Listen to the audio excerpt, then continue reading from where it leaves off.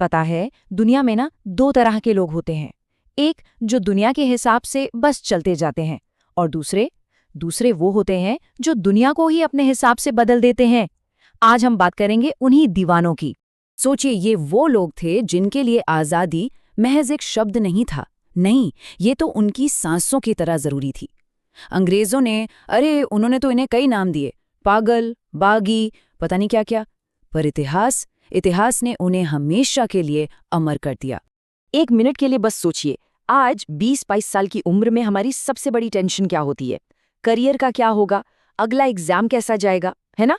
और जरा उस दौर में चलिए, उसी उम्र में, उसी 22 साल की उम्र में कुछ नौजवान मौत के दरवाजे पर दस्तक दे रहे थे, खुशी खुशी। ये कहानी उन्हीं के जुनून और बलिदान की है। तो चलिए कहानी शुरू करते हैं। और शुरुआत उस नाम से जो क्रांति का, रेवोल्यूशन का दूसरा नाम बन गया, भगत सिंह। पर एक मिनट, जब हम भगत सिंह का नाम लेते हैं तो दिमाग में क्या आता है? एक पिस्तौल वाला जोशीला नौजवान? हाँ, वो थे, लेकिन वो सिर्फ इतना ही नहीं थे। हमें उन्हें एक विचारक, एक फिलोसोफर के तौर पर भी समझना होगा, और ये बहुत जरूरी है। याद है वो 8 अप्रैल 1929 का दिन, सेंट्रल असेंबली में धमाका। पर पता है, उस बम का मकसद किसी की जान लेना था ही नहीं, बिल्कुल नहीं। वो तो एक आवाज थी, एक धमाका था, ताकि जो बहरे कान थे ना, जो हुकूमत हिंदुस्तान की आवाज सुनना ही नहीं चाहती थी, वो जाग जाए। उन्हें जगाने के लिए था वो धमाका। और उनके विचारों की ताकत का अंदाजा आप इसी बात से लगा सकते हैं कि जेल में अपनी आखिरी सांसों तक उन्होंने 300 से ज्यादा किताबें पढ़ डाली थीं। 300! सोचिए, ये इस बात का सबसे बड़ा सबूत है कि उनकी लड़ाई सिर्फ पिस्तौल से नहीं, बल्कि कलम और विचारों से भी थी।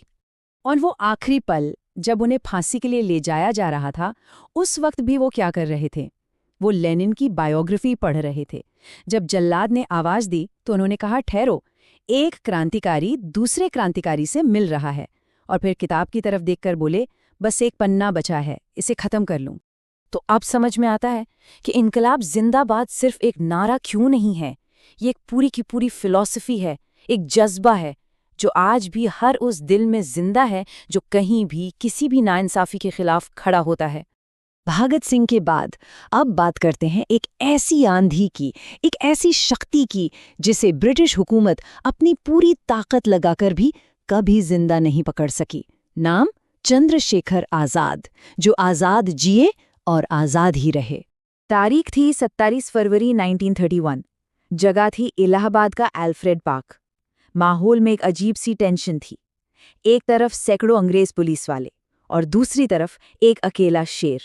उन्होंने एक इंसान को घेरा था, पर उन्हें यह एहसास तक नहीं था कि वो एक इंसान से नहीं, एक ऐसे विचार से लड़ रहे थे जो कभी मर नहीं सकता।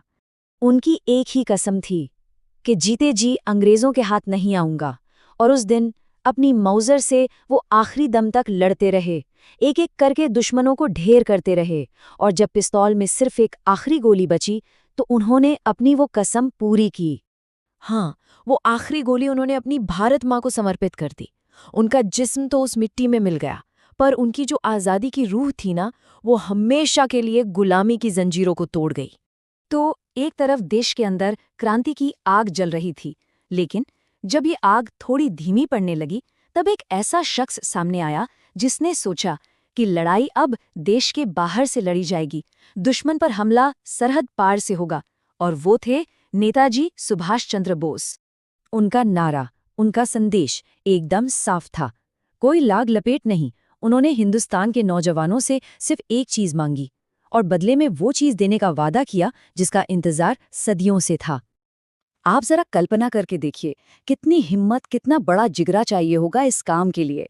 पहले तो अपने ही देश से भेस बदल कर निकलना, फिर हजारों मील दूर जर्मनी पहुंचना, हिटलर की आंखों में आंखें डालकर बात करना, और फिर वहां से निकलकर अपनी खुद की सेना, आजाद हिंद फौज खड़ी कर देना। ये किसी कहानी जैसा लगता है, पर यह हकीकत थी। और जब उसी आजाद हिंद फौज ने मणिपुर की धरती पर तिरंगा फहराया ना, तो ये सिर्फ एक जमीन का टुकड़ा जीतना नहीं था। नहीं, ये एक संदेश था, एक साफ संदेश ब्रिटिश हुकूमत के लिए कि अब भारत आजादी की भीख नहीं मांगेगा, अब भारत अपनी आजादी छीनेगा। ये एक बहुत बड़ी मनोवैज्ञानिक जीत थी। लेकिन ठहरिए, आजादी की यह कहानी सिर्फ इन 3 बड़े नामों की नहीं है। बिल्कुल नहीं। यह कहानी है उन लाखों करोड़ों गुमनाम चेहरों की जिनके नाम शायद इतिहास की किताबों के पन्नों में कहीं खो गए। ये कहानी है उषा मेहता की, जिन्होंने अंग्रेजों की नाक के नीचे से गुप्त रेडियो चलाया। ये कहानी है अशफाकुल्ला खान और राम प्रसाद बिस्मिल जैसे दोस्तों की। ये कहानी उन अनगिनत औरतों की है जो रात के अंधेरे में अपनी जान पर खेलकर क्रांतिकारियों तक हथियार पहुंचाती थी। ये हर उस हिंदुस्तानी की लड़ाई थी जिसके दिल में आज़ादी की वो लौ जल रही थी। तो इन सब कुर्बानियों का नतीजा क्या हुआ? हमें आज़ादी मिल गई, लेकिन उनकी ये विरासत हमारे लिए एक बहुत बड़ा सवाल भी छोड़ गई है। सवाल ये है कि क्या हम सच में उस आज़ादी की कीमत को समझते हैं? देखिए, आज़ादी सिर्फ कैलेंडर पर एक तारीख नहीं है, 15 अगस्त नहीं। ये वो हवा है जिसमें हम सांस लेते हैं, और हमें ये कभी नहीं भूलना चाहिए कि इस हवा में उन दीवानों का खून मिला हुआ है, उनकी सांसें मिली हुई हैं। तो आखिर में बस एक सवाल, सबसे ज़रूरी सवाल, क्या हम उनके सपनों का भारत बना पाए हैं?